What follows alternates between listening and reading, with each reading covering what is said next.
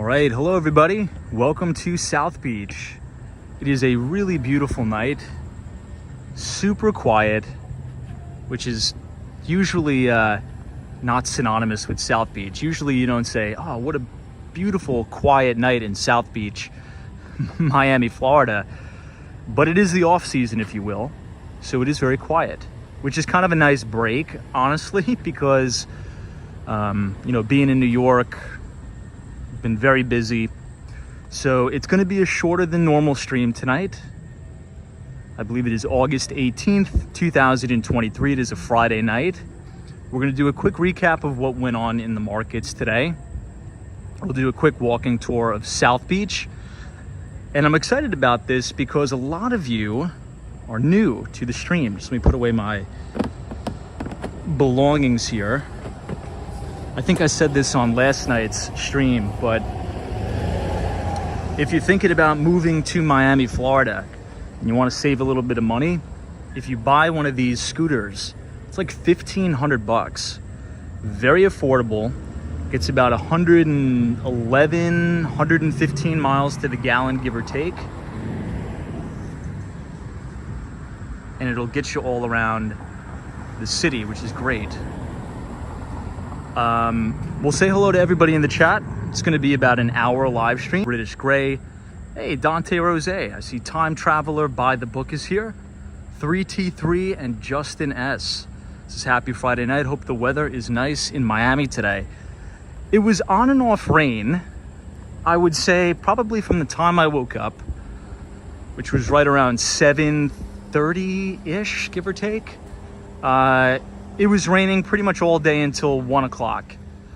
At 1 o'clock, it stopped and it was partly cloudy, a little bit humid, but it was nice. The weather is definitely a nice break from New York.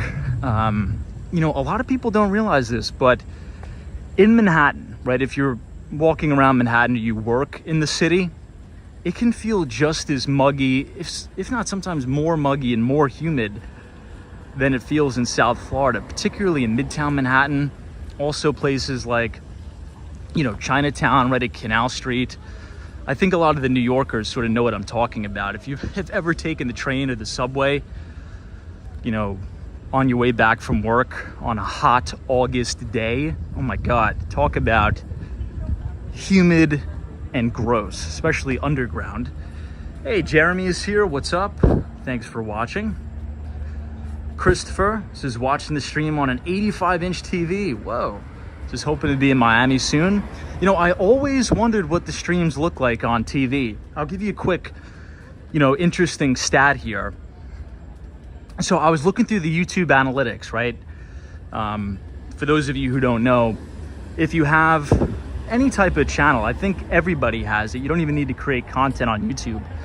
But if you go to your creator studio and you go to analytics, you can actually look at the data and it will tell you how everybody chooses to consume your content. And you know what's wild? An overwhelming majority of viewers consume the live stream or watch the live stream on a TV.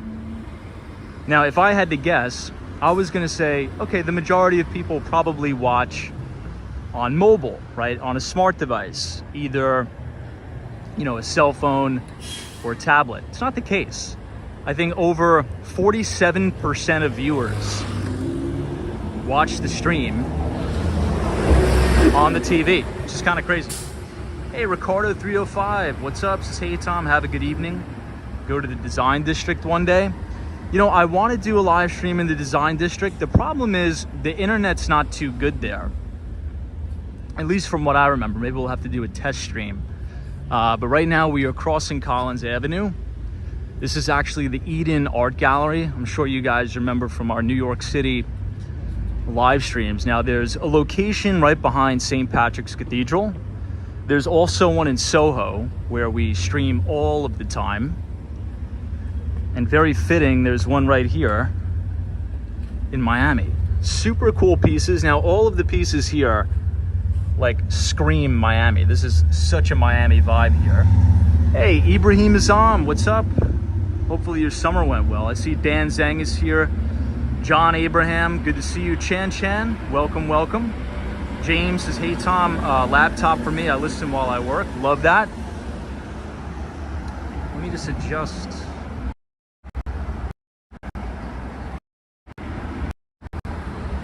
Okay.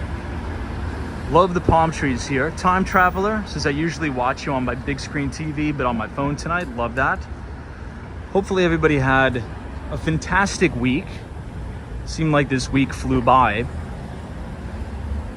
Now tomorrow I will be traveling, so there will be no live stream tomorrow. Just want to let you know that. But we will be back Sunday night. I'm going to be flying back to Manhattan. Tomorrow night I should get in around midnight to JFK, to Kennedy Airport. So it was a short stay here in Miami, but we will be back soon. The reason why I'm going back so soon is because we actually just landed a major project that we really didn't think that we were going to get, but we've been pitching this particular developer in Red Hook, Brooklyn. I'm not sure if I told you guys about it, but we actually won the deal. So we will have an exclusive listing of a brand new development in Red Hook, Brooklyn called the Conover. So our first open house is actually this Sunday. So I will be there hosting the open house. It's an amazing development, super unique. And it has, I mean, just really unmatched views of the Statue of Liberty. You can see all of Lower Manhattan. And Red Hook is a very, very different community, right? It's not the traditional community in New York. It almost feels as a little bit of a reprieve from the city. It's very far away from the trains. I can't even really describe it. I'd have to give like a walking tour of the neighborhood. If any of you have heard of, I'm sure you have, a good friend of mine, Safat, from the New York City walking show. He did a really good walking tour of Red Hook, Brooklyn, if you want to check that out. But yeah, I'll be headed back to Red Hook on Sunday. So the new development, if you want to check it out, it's called the Conover, and the Kirsten Jordan team at Douglas Elliman has the exclusive. So that is why I will be headed back. Hey, Miss Bash is here. Good to see you. Thanks for joining us. Now, I really quickly want to say this. Collins Avenue and 20th Street, one of the things you're going to notice tonight on our walk are these beautiful Art Deco style buildings. I think South Beach has the highest concentration of Art Deco style buildings in the entire United States. So I think, especially as we walk down Ocean Drive, you're going to get a really good look at all of them. Hey, Max, what's up? Hey, Tom. Yeah, we are. I was speaking to Ken the other night. Hey, Lee, what's up? Good to see you. Carol H says, I worked out of Red Hook. A few months in 2012. Carol, what'd you think about the neighborhood? For me, as I've been to Red Hook many times, but to me, it's more of a community feel, not as transient, if you will. I don't really want to compare it to Greenpoint, but it has a similar artsy feel to Greenpoint, Brooklyn, a little bit. Not as hipstery, but it's a beautiful neighborhood nonetheless. Yeah, Carol says it's very far. It is. It definitely is. So if you look at a map of Brooklyn, Red Hook is, far away from all the trains, but some people kind of like that, right? Some people like that. I think a lot of Brooklyn Nets players choose to live there because it's a little bit more secluded, you have more privacy, and you're not going to get hounded all the time. It's a really nice community for that if you want privacy, if you want space, and if you want unmatched views of the Statue of Liberty from your own apartment. Hey, Destructionist is here. It's happy Friday, everybody popping in to say hi. Summer's been super busy for me. Well, thank you so much for joining us here in South Beach. Paulie says, hey, from Central Florida, also watching on a 65-inch TV. Awesome. Jafet Perez's green point is great. Zozo Bob. I haven't heard of that. I don't know what that is. Richard Bogle, what's up? Good to see you.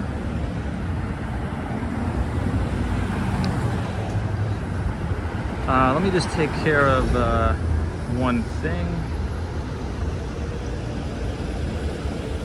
All right, so we'll do a quick recap of the market. Twitch ASMR says you still have a home in Miami. I do. Cody says hello, Tom. What's up? So if you notice today, it was very important to pay attention to the market today specifically. So if you pull up a chart of the S&P 500, the NASDAQ, or the Dow Jones Industrial Average, if you look at it at face value and only pay attention to price, you would say, wow, today was a bad day in the market. The S&P was down, I think almost 50 points on the day. But you needed to pay attention to price action today because the market gapped down big time, like in a major way, and sold off throughout the day. But right into the close, we actually had a pretty big rally, and we closed all but a few points off of right the dead high of the day. So this market is in a little bit of a corrective phase. And I think we're getting a little bit oversold. I wouldn't be surprised if we have a little bit of a bounce next week. But you're starting to see that all across the major indices, right? We've had this pretty significant and impressive run up from the lows. And as we test, within 5% of all-time record highs on the S&P and the NASDAQ, it's normal so far to have a little bit of a pullback. If you've ever heard of, if you want to get technical, usually very seldom we talk about the technical analysis on this channel. We usually focus on the fundamentals, but it's called a cup with handle pattern. So as a stock or an indice makes its way back to previous record highs, it'll usually form what's called a handle. And essentially what that means is supply is coming onto the market due to selling pressure, right? So anybody who bought, let's say for example, you bought a stock at the dead high, and then the stock has corrected or come down 50%. Most people have horrible risk management. So what'll happen is as that particular stock gets back to all-time record highs, people will say, hey, this is back to where I bought it. I'm just gonna blow out the position and sell. And you sort of have a lot of selling pressure coming on. So markets are handling, we'll see how this plays out. If you look at historical data, usually August is one of the worst months for equity performance. And we talked about some reasons why. Usually you have the doldrums of summer, right? The summer doldrums. Nobody's really in the office. A lot of the big asset managers, hedge fund managers, family office people, really anybody in finance and banking, they're sort of away. They kind of take their vacations. But once, and this is very key here, once Labor Day sort of comes and goes, that's the last hoorah of summer, and then everybody's really back in the office. You'll start to have volumes pick up on the exchanges, and you may see even a little bit more volatility. But assuming that volume stays a little bit timid and there's not super disturbing breaks of major moving averages, I think as of right now, this is a normal, healthy pullback. The 200-day on the S&P 500 and the NASDAQ 100 will be the critical areas to watch, in my opinion. This is 17th Street. We're actually going to cross the street here because there's better views of some of the Art Deco buildings from that side. Hey, Twitch ASMR, what's up? Ryan Beck, good to see you. Hey, LaFresh Sinatra, it's a sub chat and Tom. I usually don't type. I watch 95% of the time. We're always here with you. Thank you so much. Hopefully you're having a good Friday night. I can really tell the difference. And maybe we have some native Floridians or Miamians here. I can really tell the difference when we do the streams in the winter, right? So let's say a January, February stream in South Beach to when we do a stream in South Beach in the summer, in August, right? There's definitely peak seasons and off-peak seasons here in South Florida. And let me tell you, it's actually really nice when there's not too many people. It's really nice.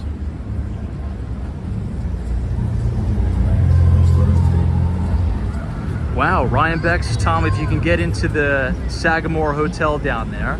They have a lot of great artwork in that hotel. What street is that on, by the way? Hey, Vincent is here. Says, hey, Tom, what's up with Elf? It's really dropping. Just surprised to see that. I know you said it's correcting, but that was a big time drop. Yeah, well, I mean, the market is in a corrective phase, right? And you have to, understand beta. And I think we've talked about this before.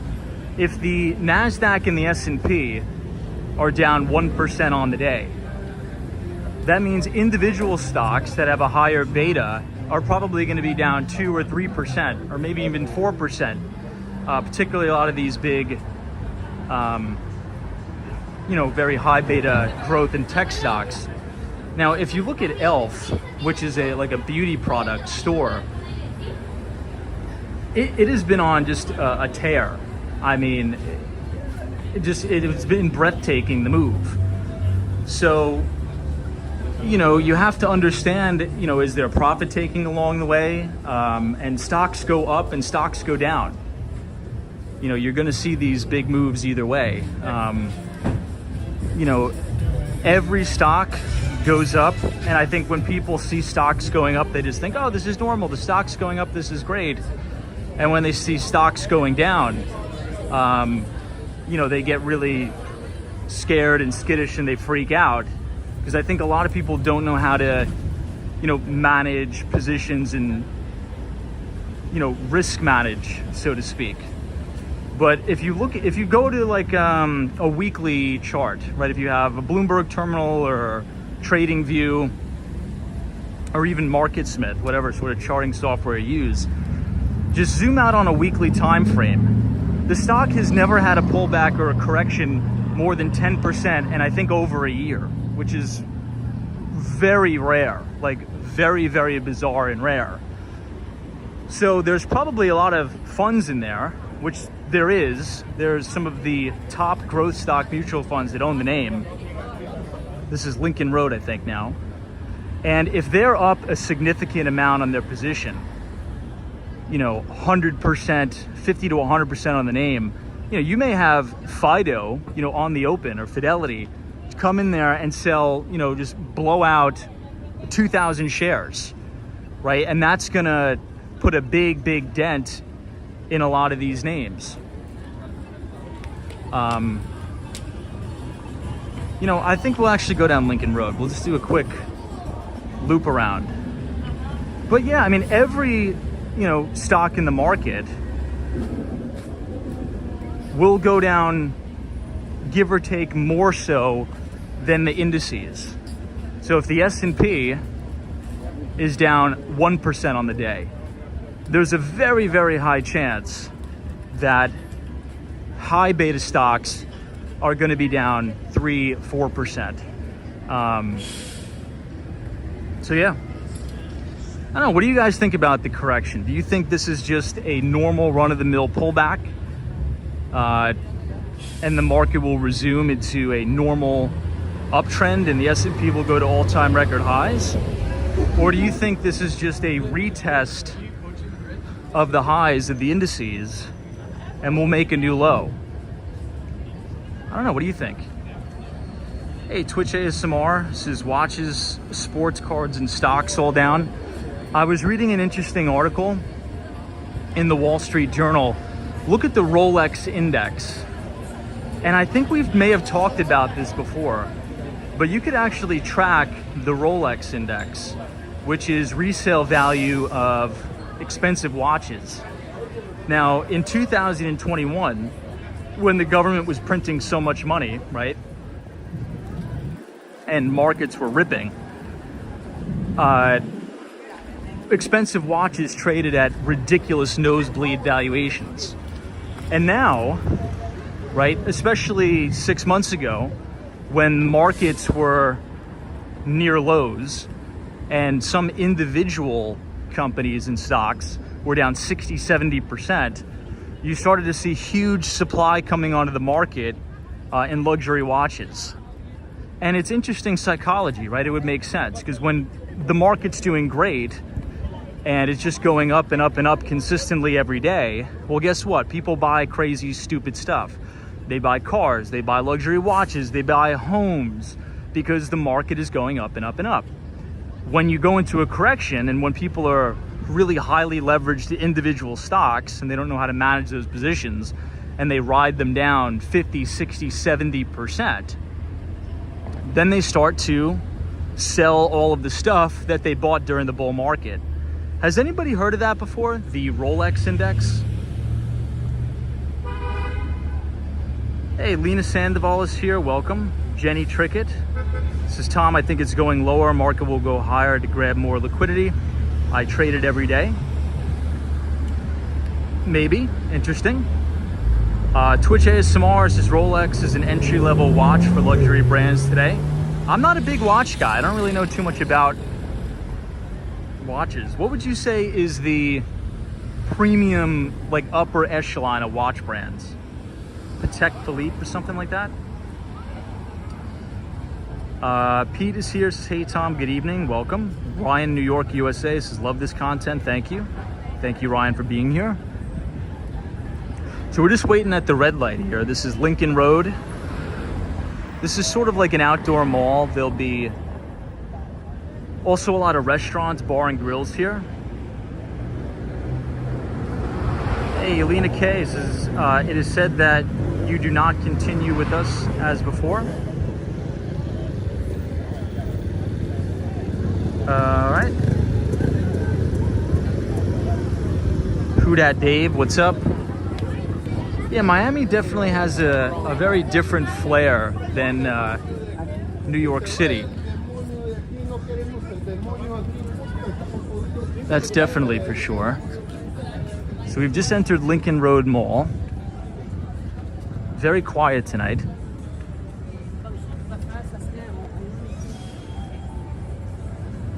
All right, let me catch up on some of the chats.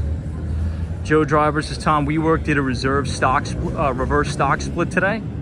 Not doing well for their company. Yeah, I think, what is their stock trading at? Like 50 cents, maybe even less. Now, here's my concern with WeWork. And hear me out on this. I actually want to know your take on this.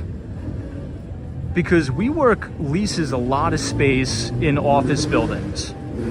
And one of the things we've been talking about on this channel is massive risk in commercial real estate, particularly office. Now, why is that? Well, over the next 18 months, a huge portion of a lot of this debt on commercial real estate is going to need to be refinanced, right? It's going to need to be refinanced. Now that's going to be at higher rates, much, much higher rates, all while vacancy is extremely, extremely high. But WeWork actually fills a big void. And it's kind of strange because WeWork leases a lot of space from commercial real estate office operators. So what would happen if WeWork goes under? That's just going to be even more of a perfect storm maybe than it already is, right? Because WeWork is essentially, in a way, kind of subsidizing the office market, in a sense. I don't know, any thoughts about that? I was thinking about that the other day. I saw an interesting post online about that. This is a nice outdoor dining space here. Hey, Mothman, what's up? Good to see you.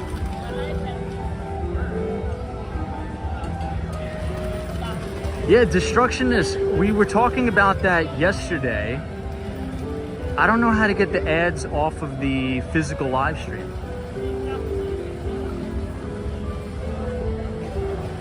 Doosan says SoftBank lost almost $10 billion on WeWork. Need to learn from our mistakes. Yeah. So SoftBank is Masayoshi Son's company, and Masa-san is at the head of SoftBank and leads up the Vision funds.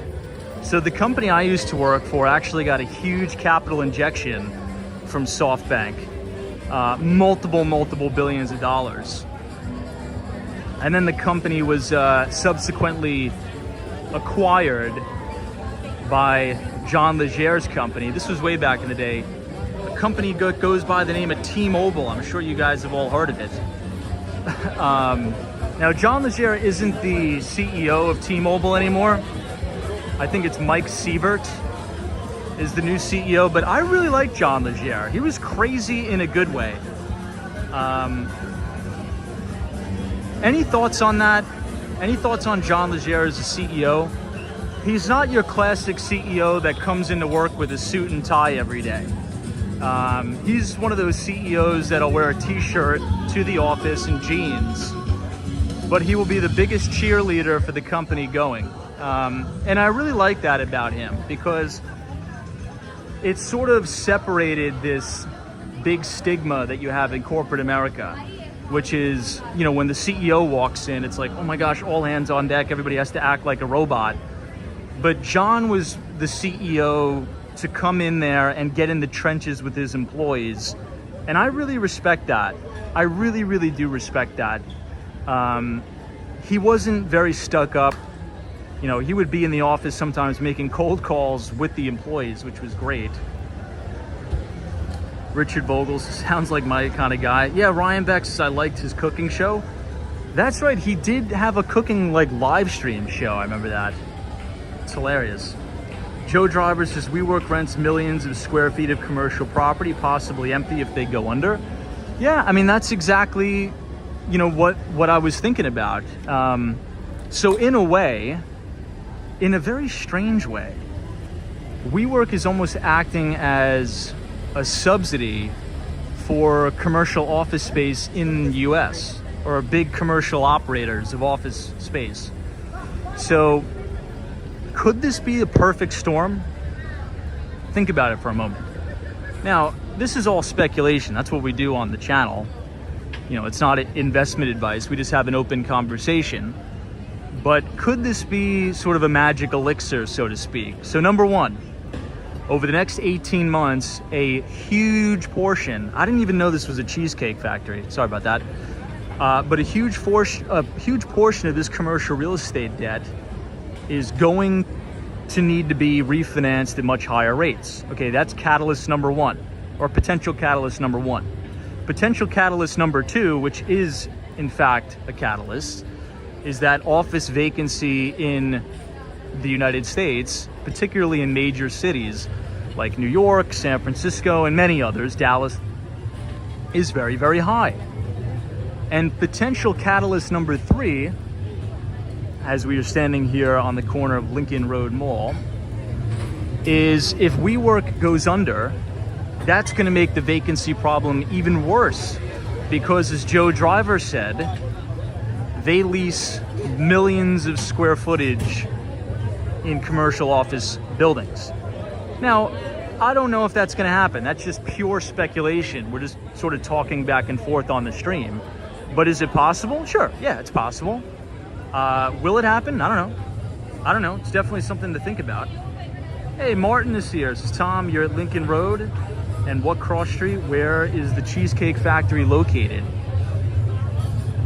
Ooh, good question. I don't know, to be honest. Pennsylvania Avenue. So Pennsylvania Avenue and Lincoln Road. I don't remember this being here. I think this may be a little bit new. Or maybe it was here and I just don't remember it being here. But I really don't remember it being here. You know, I'm surprised at the amount of people that are actually out dining tonight. this is the off season in Miami. August is the hottest month, I think, for Miami, Florida. So a lot of people tend to be back in New York. They tend to be back, you know, at their primary residences as opposed to down here in South Florida. So it's actually kind of nice to see a lot of people out. Oh, Mr. Porter says it's not new. Yeah, maybe I haven't been here in a long time. Hey, Twitch ASMR says commercial should rezone for residential housing and close the gap of new construction. Easier said than done, but it's a good idea. That's currently trying to be redone in New York City right now. But you gotta understand, the vast majority of office buildings were not built to be converted into residential. It's a very, very expensive job, and it's very difficult to do. Now, is it possible to do, and do developers do it all the time? Absolutely, absolutely. You know, we walked past some condo conversions in New York. I think the largest condo, or excuse me, the largest office to condo conversion in New York City's history is One Wall Street. And One Wall Street is actually a Harry Macklowe building. So if you think about 432 Park Avenue, same developer. I think there's over 500 units at One Wall Street. So it's doable, but it's expensive to do. I think another address is 95 Wall Street. That is an office to residential conversion.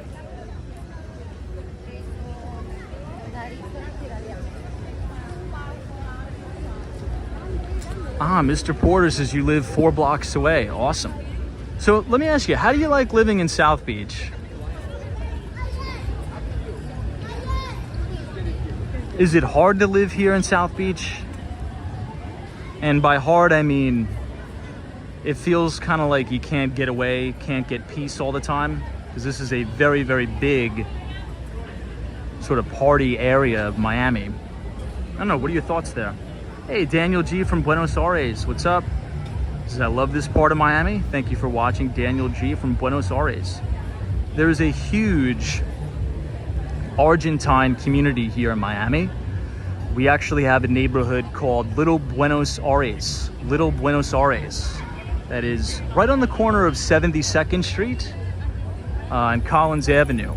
Now, I was there. I was so lucky to actually be there when Argentina won the FIFA World Cup. And it was crazy. Let me tell you, it was crazy. Right there, 72nd Street. There was probably quite literally thousands of people celebrating in the streets. It was a very cool experience, and I'm very fortunate that I was able to be right there in Little Buenos Aires when Argentina won the World Cup. Hey, marketing videography, this is Tom. Mayor Eric Adams said the conversion would be affordable housing. Really? How are you going to afford the conversion? Well, there's probably going to need to be a lot of subsidy, right? There's going to need to be tons of, you know, either tax incentives or abatements. But it's easier said than done. You know, we'll see. Look at how cool this is. I would love to know what the name of this tree is. Look at that. That is so cool.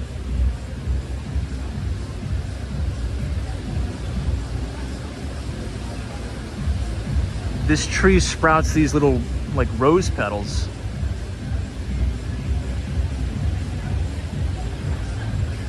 That is so cool looking.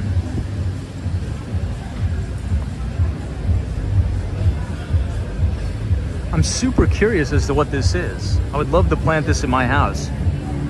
Look at that, it has all like these vines coming down. Could you imagine what this looks like when it's in full bloom? So cool. I've never seen that before either, isn't it?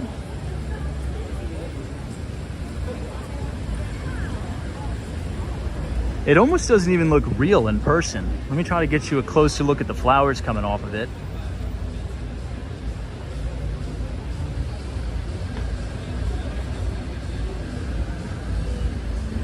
Very cool.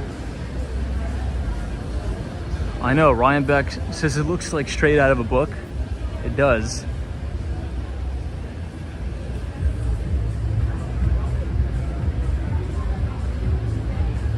We were just talking about John Legere right here, T-Mobile.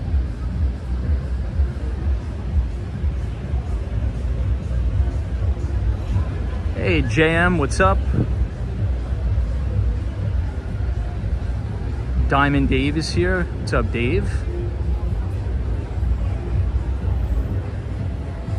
Hey, Doosan says, could you walk through Little Havana one night? I will try. I will try, but it's difficult for me to get up there. And I'm not too sure how the internet is over there. But I will try, for sure. One night, I really want to take you all through Wynwood, which is... the only way I could explain it is like Miami's Soho, if you will. There's a lot of art. It's a big art district, big design district. It's really cool. Speaking of WeWork, one of my favorite WeWork offices is actually right in Wynwood. It's fantastic.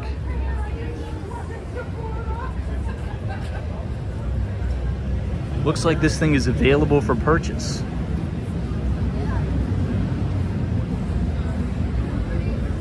Hey, CPQ Trainers. Hey, Tom, did you hear all the acquired Winn-Dixie? I did not hear that.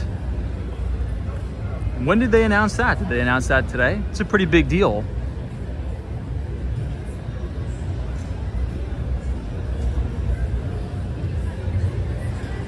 This is Havana 1957. This is a very popular Cuban restaurant here in Miami, Florida.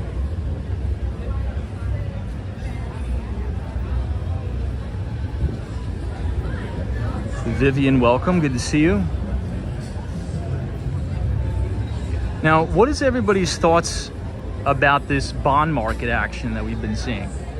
We've been seeing some interesting action in the debt market, which is usually a precursor to what's next for the equity market.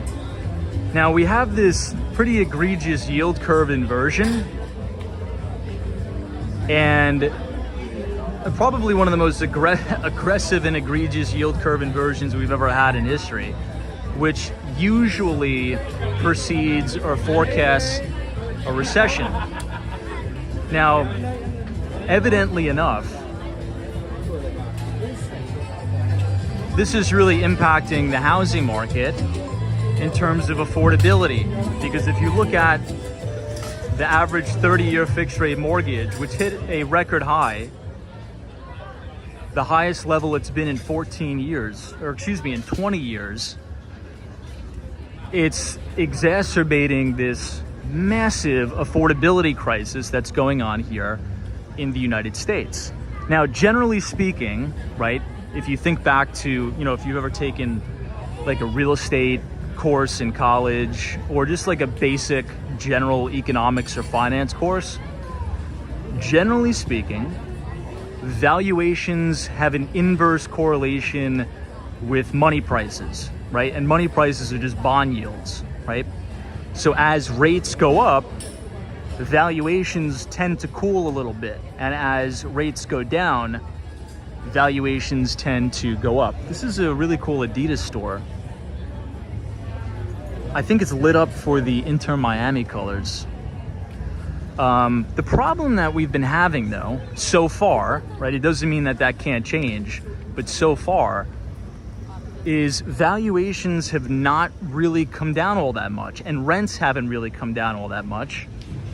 So money is twice as expensive, sometimes 3 times as expensive as it was just 20 months ago, but valuations of properties are generally remaining the same. I think that's going to change. I think real estate valuations will ease, and I also think rental prices will ease. But for whatever reason, it's just taking a little bit longer than normal. And I think that's because our good friends at the Federal Reserve kept interest rates artificially suppressed for way too long, so we're not seeing a lot of new supply come onto the market for resales, right? The only new supply that's really coming on the market is new product, and new product takes a lot of time to build, and it's getting more expensive to build new product because guess what? If you want to launch a new product now, you're going to have to pay 10% money on a construction loan. So it's interesting. But any thoughts on the interesting movements in the bond market? Do we think things are going to change? Do we think valuations are going to finally start to come down and get the market moving again and get transactions going? Because in some markets, people are paying, 50% of their take-home pay over on housing. Daryl says Bulldog owners are very greedy and keep rents unaffordable. So you think there's a greed element and maybe some landlords are oblivious? Maybe that's what you're saying?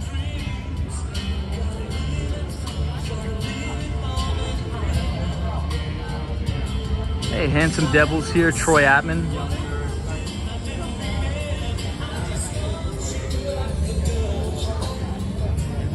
Let's actually go off the beaten path here a little bit. Let's walk through one of the more quiet residential neighborhoods. I don't think we've really done that. Stefan says Fed could raise rates next meeting. They could. It's possible, but in my view, I think they're probably going to keep rates unchanged, in my opinion, if I had to make a bet. But we'll see.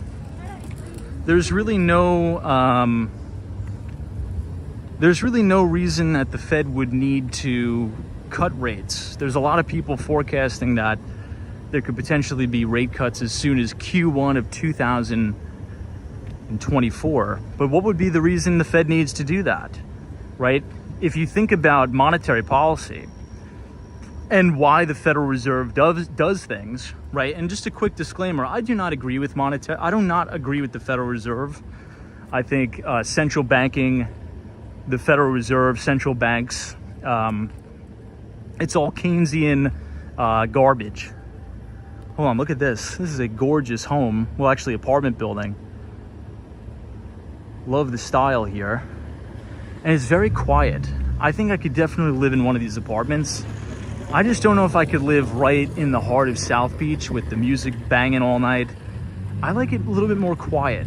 The neighborhood where I live in Miami is very, very quiet. It's quite nice. But anyway, as we were talking about the Federal Reserve sort of pulls the levers on the economy, if you will. So if the economy needs a little bit of a boost and a little bit of a pick-me-up, the Federal Reserve will cut interest rates, right? They'll cut interest rates to make money a little bit more affordable so that they can encourage people to take on debt to, grow their business, to hire employees.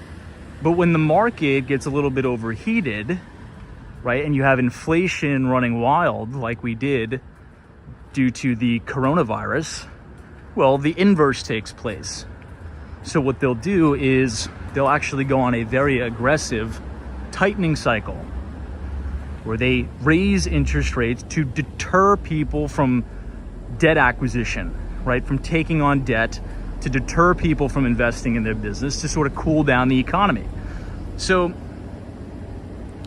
I think my point is this, and I could be wrong, right? And I want your take on this as we look at this is another gorgeous Art Deco building. I love these buildings here in South Beach with the contrast of the palm trees. Spectacular. Ooh, look at this. Oh, this is a Google Waymo car. That is so cool. So this is an autonomous vehicle or an autonomous test vehicle from Waymo. That is so cool. I don't think I've ever seen one of those on the street before. But anyway, Goldman Sachs came out and forecasted a rate cut in Q1 of 2024, which is only, 6 months away, everybody. It's almost September. But why would they need to cut? Unemployment's at some of the lowest levels it's ever been in this country's history. Wages are up. So why would you want to stimulate the economy when if you look at some of the data, it's rocking.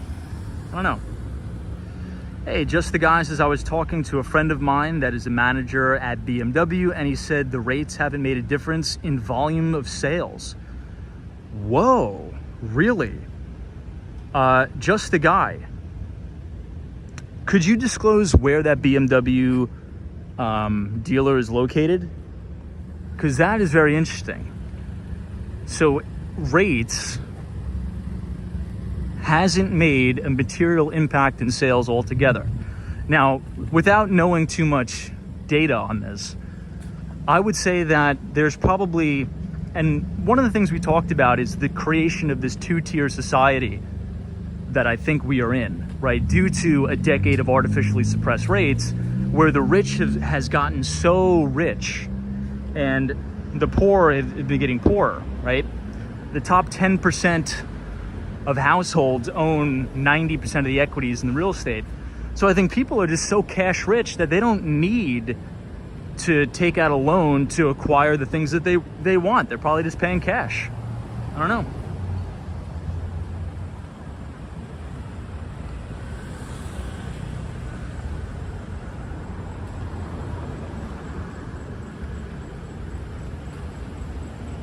Look at all these apartment buildings here. Very, very quiet. I wouldn't expect this to be so quiet and so nice just a block away from Lincoln Road. Very cool. This is 16th Street in South Beach. Yeah, the Wizards is people who can afford BMWs. They don't care. They'll continue to spend. Well, there is still a lot of dry powder on the sidelines, so maybe people are just making big cash purchases, which makes sense. Hey, DA, says, hey, Tom, would the cash have to come all from the bank? What do you mean by that?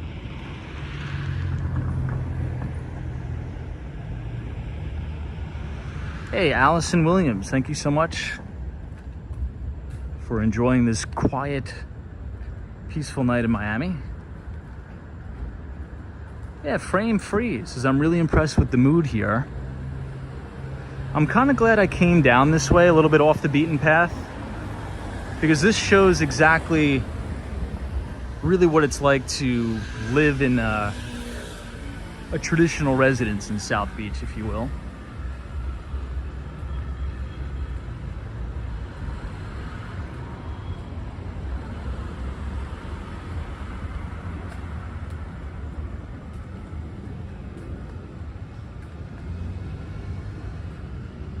Ah, just the guy says Toronto, Canada.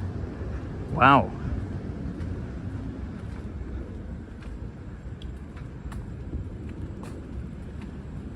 And the rates are actually probably a little bit higher then. Ah, Kirby says BMW buyers are using their businesses to purchase their cars or lease them and deduct the operating cost. I mean, maybe a portion, right?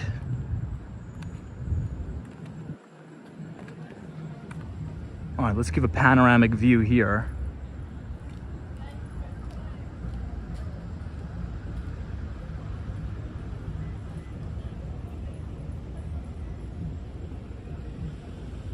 One of my favorite things to do when I'm in Miami is just to look at the palm trees. There has to be data, there should be a study done with stress levels and palm trees. For whatever reason, whenever I look at them, it's almost just like a stress reliever in and of itself. It sounds weird, I know, but at least for me, it's true. Hey, Stevens, says Tom, I run my own management consulting firm and use the company to purchase my Audi, previously BMWs. Wow, very cool. Yeah, I mean, if you purchase what would be liabilities, right? Like vehicles through your company, and you use it for business purposes, that is definitely a write-off. It's a smart move too. It's a really smart move. I noticed a lot of developers, like real estate developers that I've been meeting with, they'll drive like a crazy Rolls Royce or even a Ferrari, and they probably do that and just say, oh, it's just my business vehicle. And they acquire those through their business. It's a good point. Thank you for that input. Hope your business is booming, by the way. I think that'll be some good data too. How is business from what you view on a year-over-year basis? Is your particular business unchanged from what it was in 2022 or 2021, or is business the same for you as a consultant?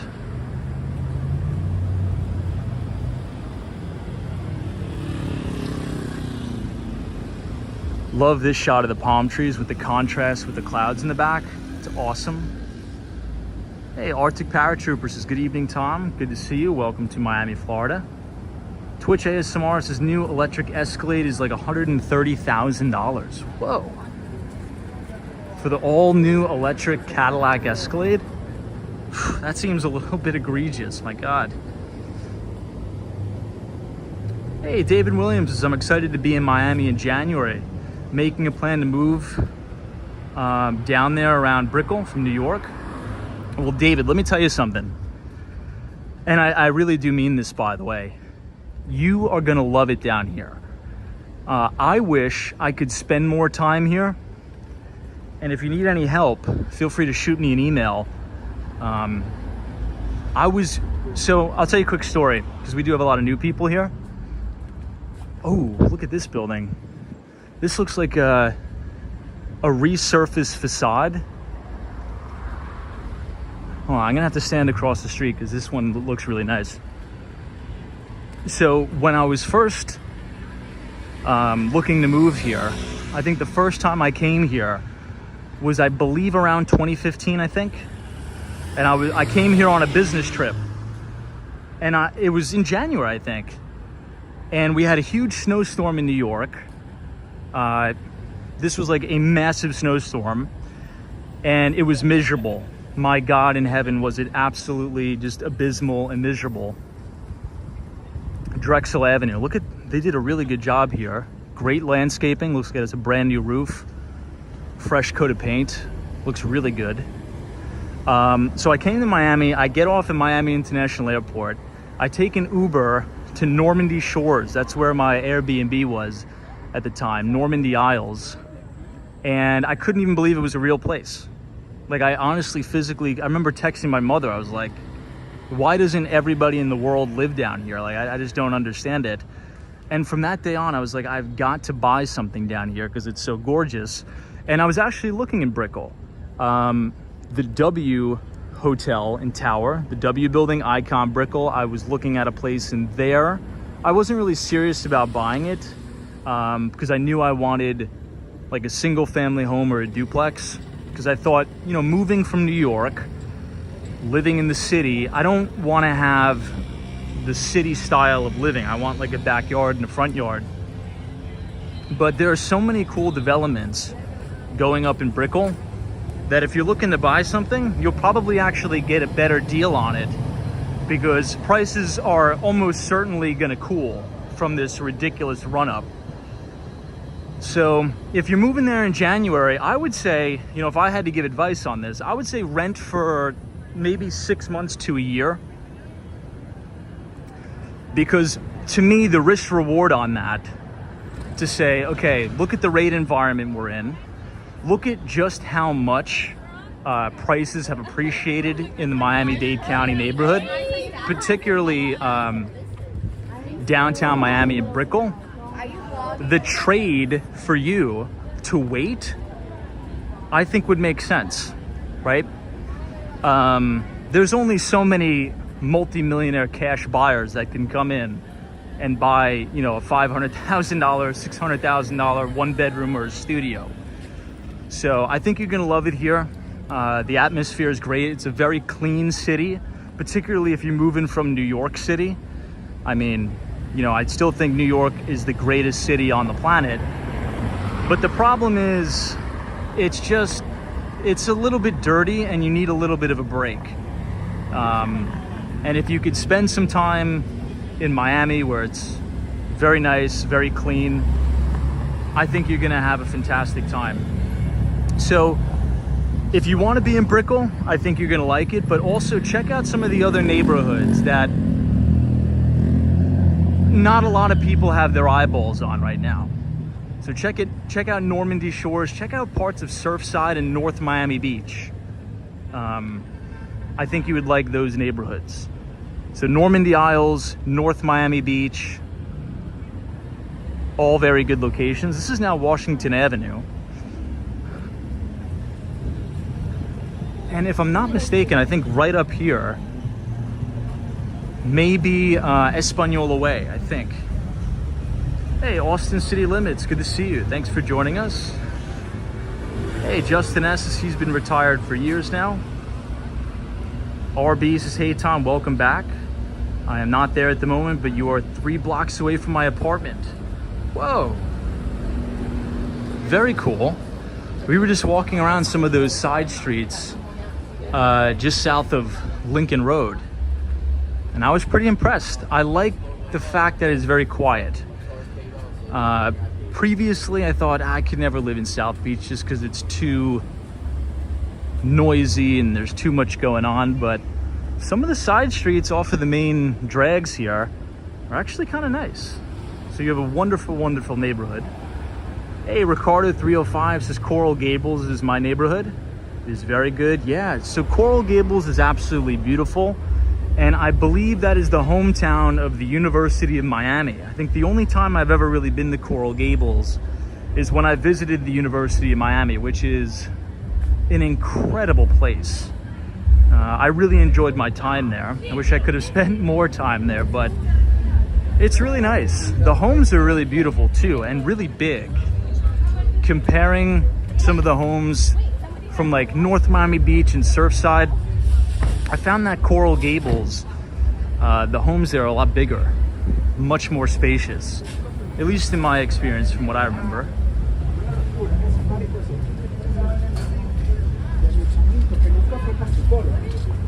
So I think 2 more blocks should be after 15th Street. I think you'll see Espanola Way, which has tons of restaurants. Hey, Who Dat Dave, good to see you. Thanks for joining us. Frame Freeze, Tom, on the next live, let's go to Miami River. Well, I think we were at the Riverwalk last night. Unfortunately, this is probably going to be the last live stream we do in Miami until like maybe 3 or 4 weeks, because I have to go back to New York late tomorrow night. Okay, Washington Avenue and 15th Street, right outside of the Five Guys.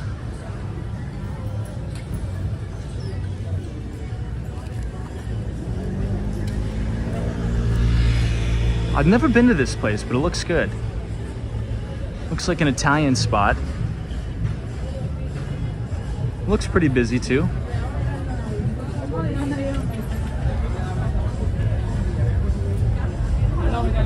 We'll check out some of the prices.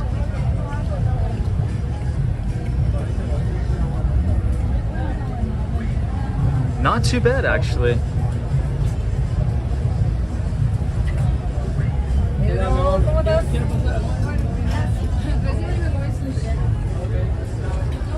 Kind of similar to Manhattan, maybe a little less than New York, but similar. Okay, now this is Espanola Way. There's always a big line for this particular restaurant. I think this is that famous Cuban restaurant.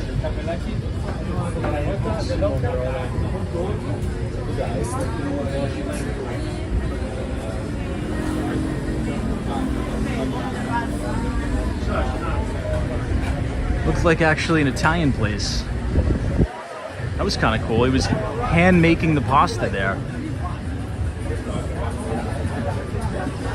You don't usually see that very often. Okay, so we've made it here to Espanola Way.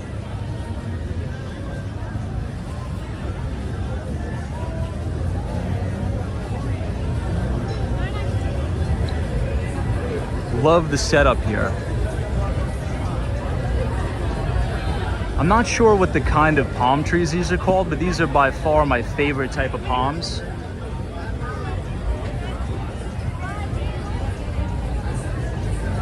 And this is the famous Cuban place, Havana 1957.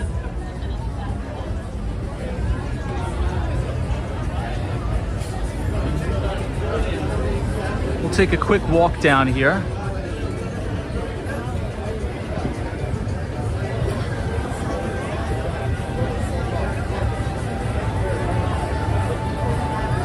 Lots of people eating out, even in the off season here.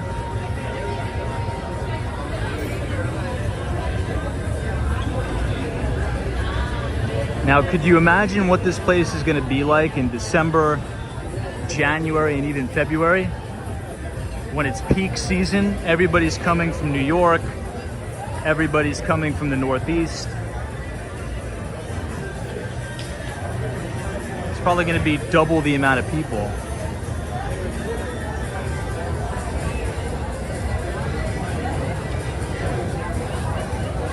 Hey, Colton is here. What's up?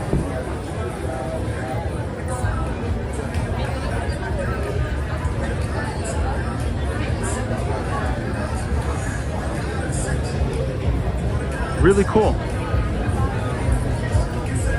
Hey, Amanda says, will you ever do walks from Sunny Isles Beach or Bal Harbour?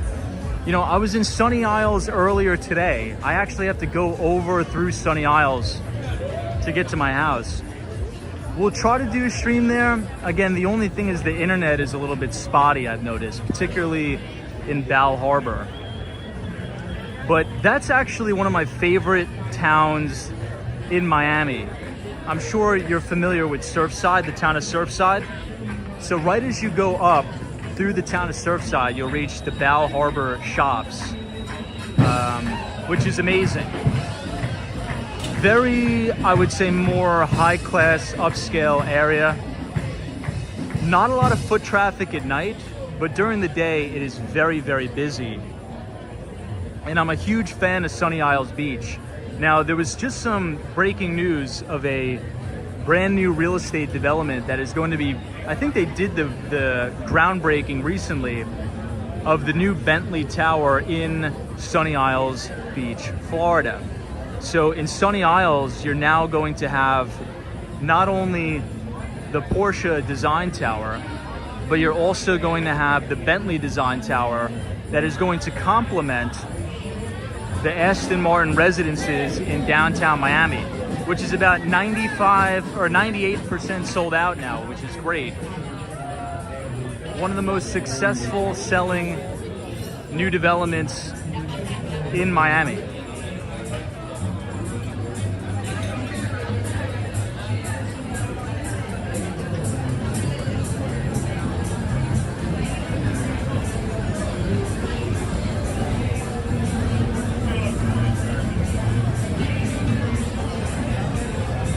Hey, Michael Joseph, welcome to Espanola Way here in South Beach.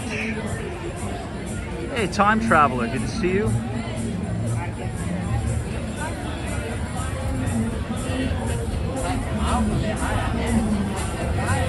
I know CPQ Trainer says Bezos just bought a $68 million mansion in Indian Creek.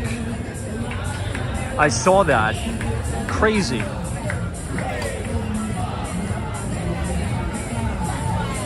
But if you guys are enjoying the live stream tonight, feel free to leave a like on the video and click the subscribe button if you're new. We tend to do these live streams about mainly every day if I can, starting at 8:30 p.m.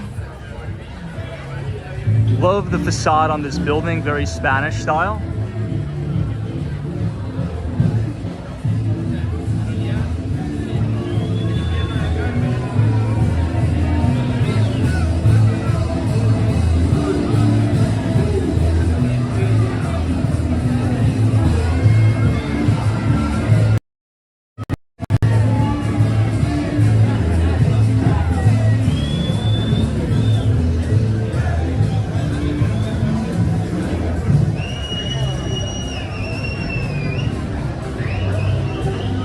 love these palms. These are probably some of my favorite palm trees ever right here.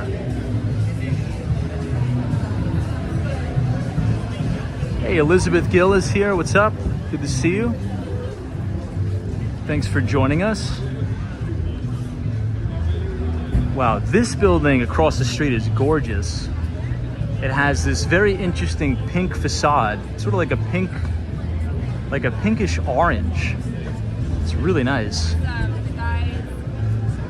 So is this one. This is a classic white facade with the black trim around the balconies.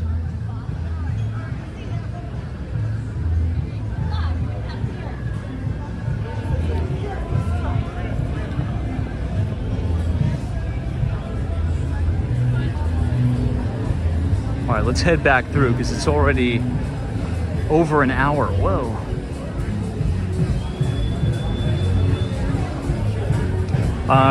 But everybody, we will be back in New York Sunday, and I want to dedicate 2 live streams to go over Home Depot's earnings, Ross Stores earnings, and just talk about some general market statistics.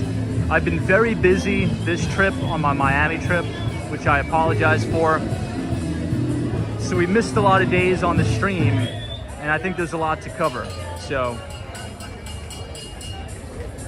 we'll definitely make sure we pick that up when we get back to New York. Because Home Depot is a very, very important company to scrutinize whenever they report earnings.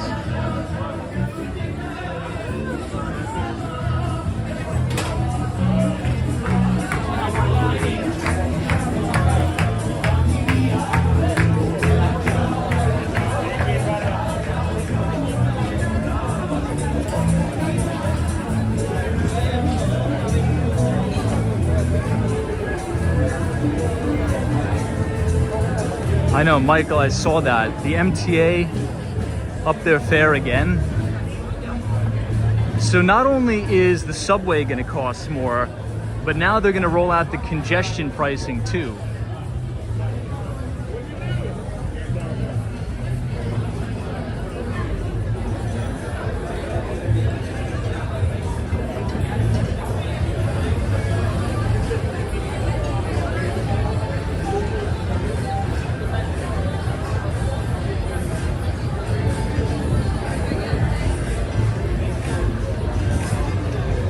Let's go back on Washington Avenue.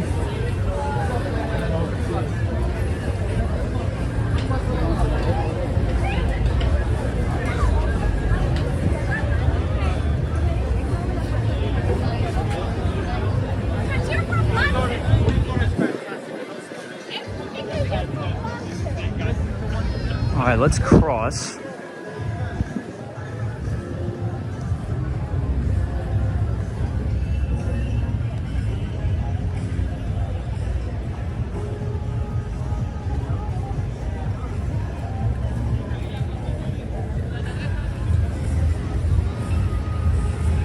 It's a really good view of Espanol away from across the street.